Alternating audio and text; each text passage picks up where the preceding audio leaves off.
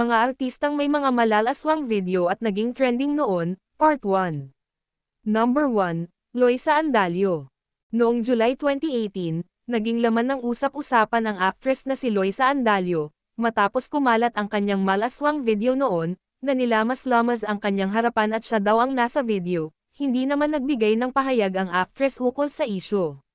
Number 2, Andrea Brillantes.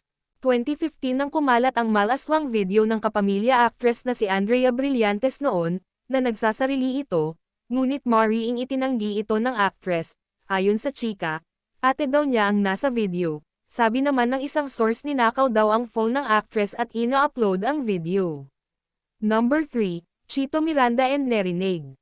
Si Chito ay ang former vocalist ng bandang Parokya ni Edgar. Kumalat ang kanilang malaswang video noong 2013, ng asawa na niya ngayon na si Nerinig. Ayon kay Chito, ninakawan umano ang kanilang bahay at kasamang nakuha ang plus drive na may lamang malaswang video nilang dalawa. Number 4, Hayden Ko, Maricar Reyes, Katrina Halili.